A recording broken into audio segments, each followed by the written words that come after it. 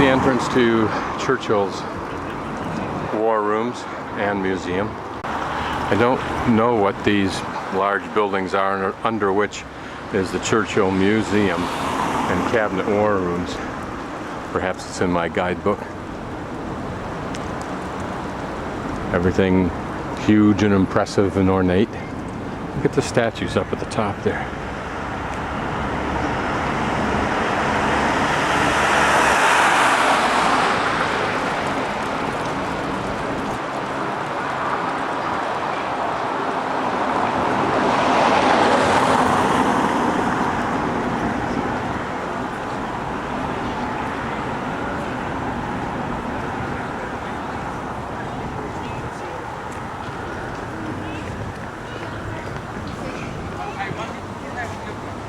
Well, it's the next morning, and the sun was out for just a moment. It's partially out now, a little bit obliterated by clouds.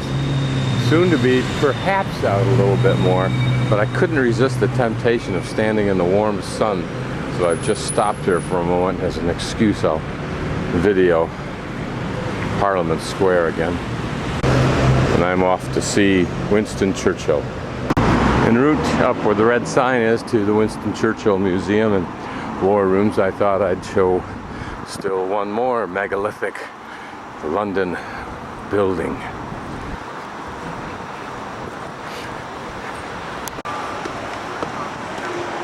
St. James Park in the sun.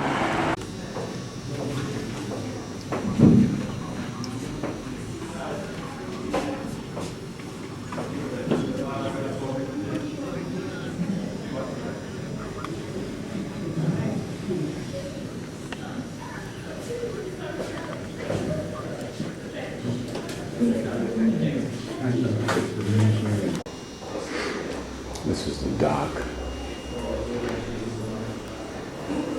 the sub-basement of the Cabinet War Rooms where all but the highest officers might sleep.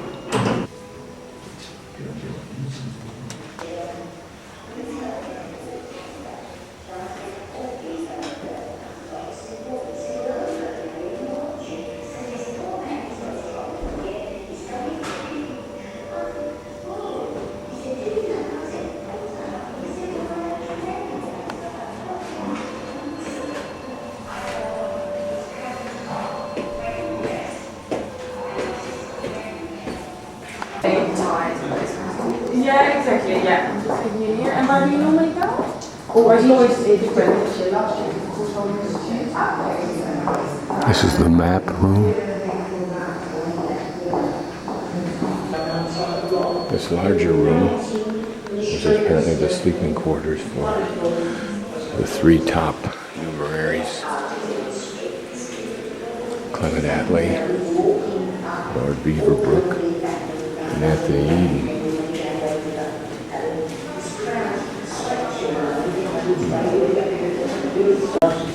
On the road, and all the blocks were turned up, and tram rails were all bigger, the trams went on there.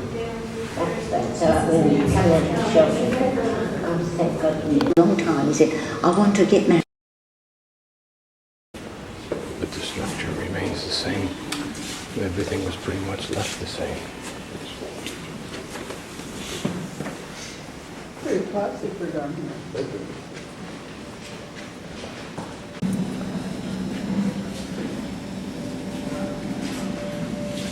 Quite nice looking, but compared to the estates they lived in. But then these were the men that ran the war.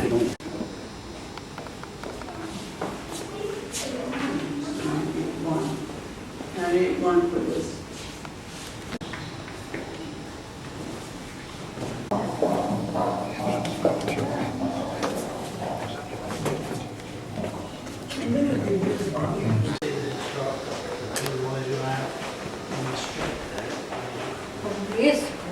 All down this corridor are rooms that are numbered.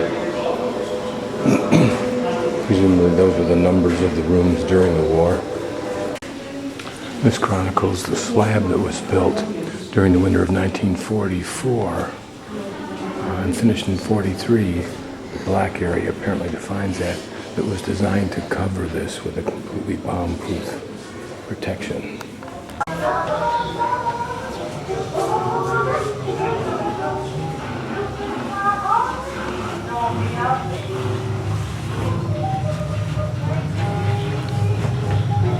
Some of the supporting structure of this old building, wood, interesting. Was it part of the war protection or part of the original design?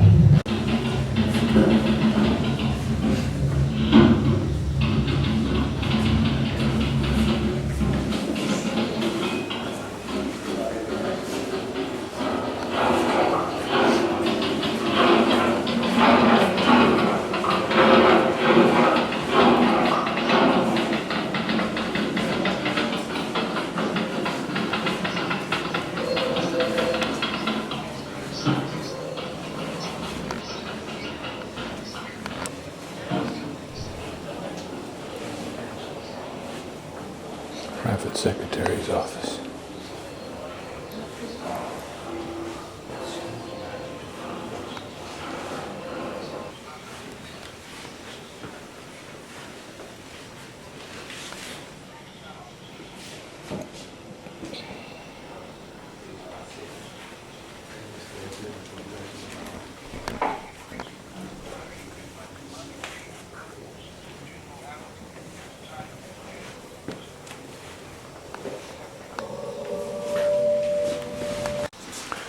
Protective slab was dropped right down to this lower level because of a design of the original building that left this area totally exposed.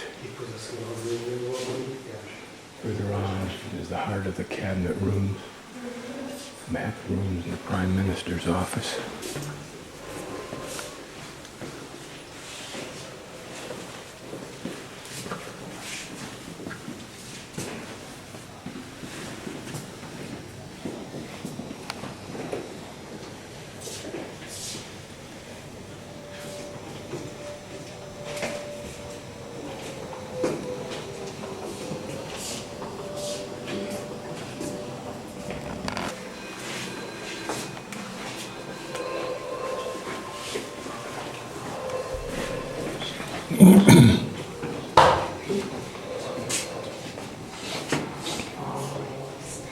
These are the charts of the flying V2s and V1s and their effect on on England.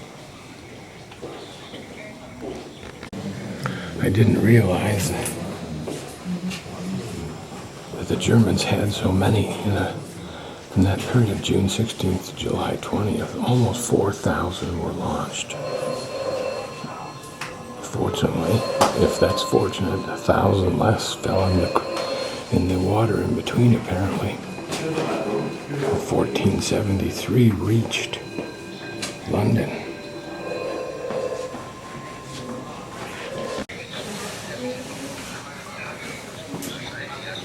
Each pinhole in this map represents a convoy movement.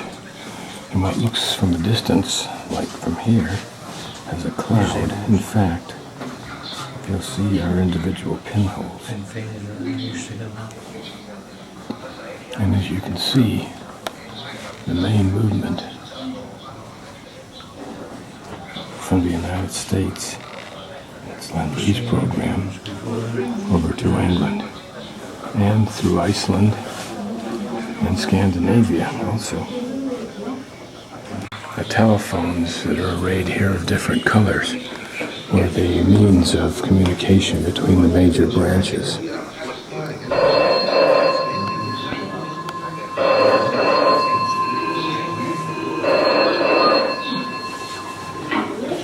Central Map Room, Judy Olsen speaking.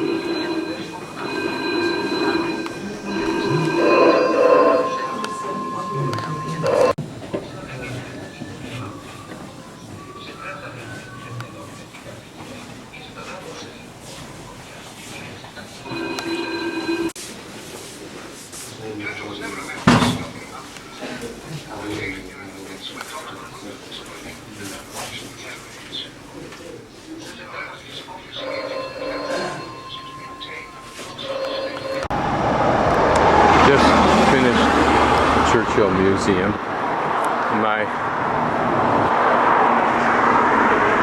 One of my reflective thoughts is that it's the most memorable church in England. It seems to personify a great man and a great nation and a great trial. Unlike Nelson and Wellington, who are the two other most notables, and what I've seen here is that the Churchill Museum dramatizes the detailed life of Winston Churchill and Britain at that time.